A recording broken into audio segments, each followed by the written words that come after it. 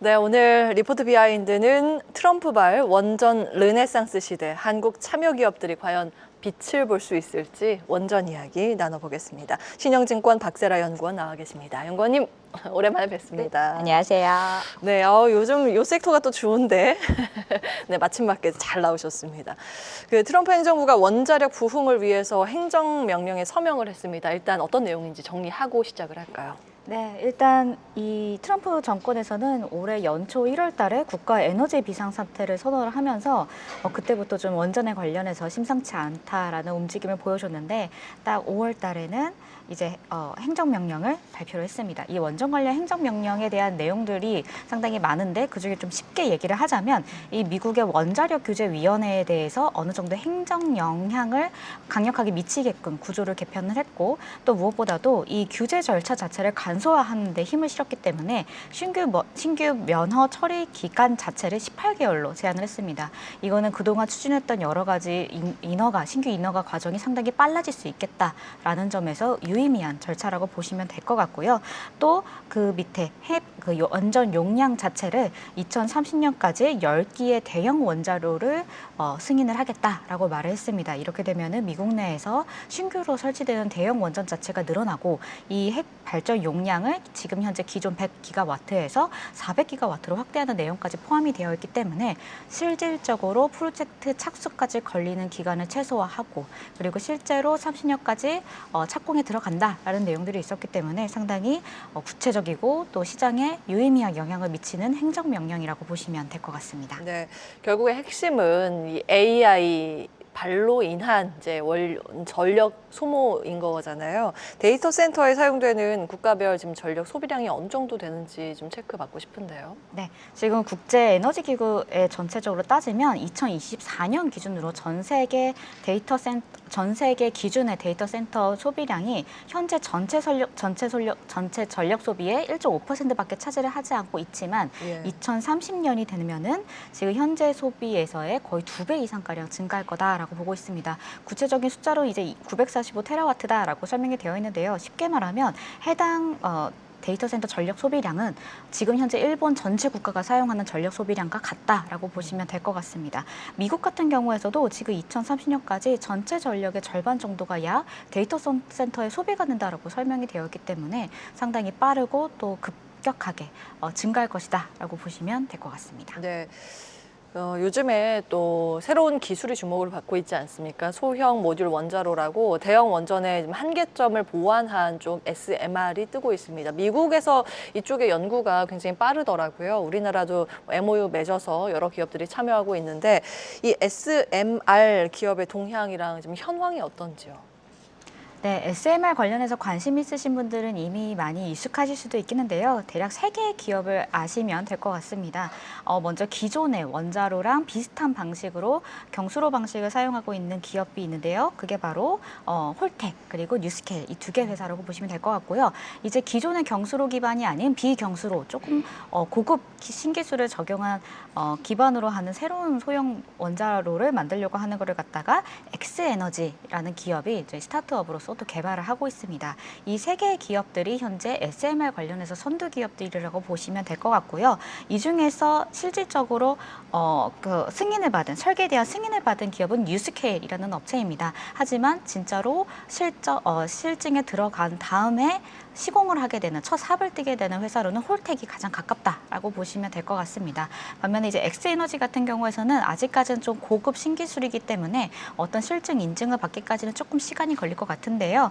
트럼프 행정명령에서 이 고급 신기술에 대해서도 2027년까지 실증 프로젝트가 시작이 되어야 된다라고 언급을 했기 때문에 이쪽 관련된 프로젝트 개발과 속도에서도 예전과 달리 빠르게 좀 증가하지 않을까라고 기대를 하고 있는 부분입니다. 예, 아직 그러니까 이쪽에서 수익을 얻어내는 구조가 아니라 실증 연구 단계이고 좀 시간이 걸린 이후에 성과가 나올 가능성이 있다라고 말씀을 주고 계십니다. SMR 관련해서 우리나라는 어떤 기업을 봐야 되는 걸까요? 특히 이제 건설 쪽을 커버하시니까 종목별 내용을요. 네, 이번 원전 테마와 관련해서 국내 건설사들이 특히나 조금 주목을 받았던 이유 중에 하나는 결국 이런 새로운 기술 혹은 원전에 대해서 누가 시공 능력을 가지고 있냐, 이 SMR이라는 또 새로운 기술에 대해서 누가 현실에 구현해낼 수 있을 것이냐라는 수행적인 능력에서의 우위를 갖고 있는 EPC사가 어디냐라는 질문에 한국의 건설사들이 그 대답에 부합하는 건설사다라는 부분들이 그 경쟁력이 좀 부각이 됐던 것 같습니다. 특히 현대건설 같은 경우에서는 홀텍과의 직접적인 파트너십을 구현을 했기 때문에 지금 팰리세이드 원전 부지에서 지어지고 있는 SMR 실증 2기에 대해서 EPC 계약이 지금 구두로 협의가 된 상황입니다. 여기에서 연내 착공을 하게 되면은 그 현대건설이 홀텍의 SMR 기기에 대해서는 실질적으로 수행에 들어가게 되는 그런 현실적인 실증 단계에 있다라고 보시면 될 것 같고요. 홀텍보다 수익화는 우리나라가 먼저 되는 건가요? 현대건설이? 홀텍이 시행하는 사업에 저희가 EPC로 참여를 하는 거다 보니까 저희는 그 부분에 있어서 시공 수주를 신규 수주를 가져올 수 있다라고 보시면 될 것 같습니다. 예. 그리고 또 한편으로는 삼성물산과 DLENC도 이 S에너지와 관련돼서도 여러 가지 또 많이 하고 있는데 지금 삼성물산 같은 경우에 또 뉴스케일 프로젝트에 있어서 피드로 좀 참여를 하고 있고요. DLENC 같은 경우도 X에너지에 지분 투자를 한 바가 있기 때문에 향후에 설계 기반의 EPC에 있어도 좀 유리한 위치를 차지했다라고 보시면 될 것 같습니다. 현대건설과 삼성물산, DLENC가 사실은 그 뒤늦게 EPC 사업에 뛰어든 기업이라고 알려져 있는데 SMR 쪽에 좀 강점을 가지고 있는 기업이다 이렇게 정리하면 가능할까요? SMR에 강점이 있다라기보다는요. DLENC는 직접적으로 X에너지에 저희가 지분을 소유를 하고 있습니다. 지분 투자. 네, 예. 실질적으로 지분을 소유한 좀 주주 입장이기도 하고 이해관계가 얽혀 있기 때문에 아직 X에너지 같은 경우에서는 조금 구현하기까지는 시간이 걸리지만 차향후에 이게 구현화 단계에 들어서게 되면은 역시나 수행 파트너로서 EPC 참여의 가능성이 상당히 높다 이렇게 보시면 될 것 같습니다. 명확해집니다. 그러니까 미국 쪽에서 어떤 기업이 잘 나가는지를 보면서 연관도로 보실 필요가 있겠습니다. 홀텍하면 또 현대건설, 뉴스케일 파워하면 삼성물산, X에너지는 DLENC 이렇게 정리 가능할 것 같고요. 자, 올해 해외 건설 수주 현황 이어서 체크를 해보겠습니다. 네, 올해는 지금 대형 수주건들이 연초에 좀 많이 나왔습니다. 삼성 E&A가 연초에 UAE 타지즈 메탄올 수주를 한 데 이어서 대우건설도 역시 투르크메니스탄에서 비료 수주를 하면서 대형 수주로 올린 바가 있습니다.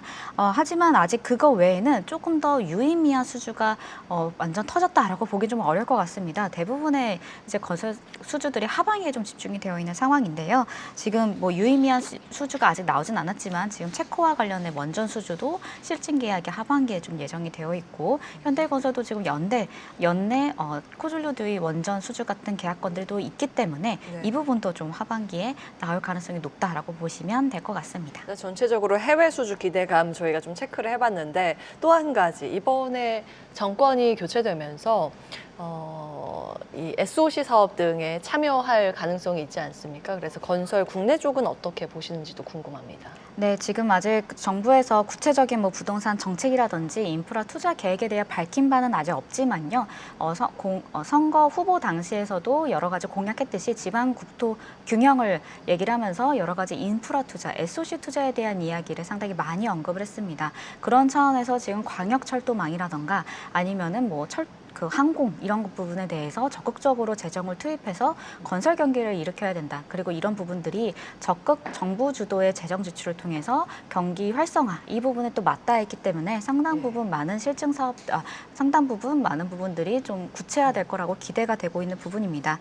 또 하반기에 아니면 곧 있을 이제 국토부 장관 인선 이후에 지금 여러 가지 또 논란이 되고 있는 부동산 정책에 대해서도 공급 위주의 정책으로 풀어갈 가능성이 높기 때문에 이 부분에서도 건설사들이 하반기에 그리고 그 이후에 건설업황이 바닥에서 반등하면서 신규 수주가 늘어날 수 있는 그런 배경이 있지 않을까 파악하시면 좋을 것 같습니다. 네, 여기까지 하겠습니다. 신영증권 박세라 연구원과 함께했습니다. 오늘 말씀 고맙습니다.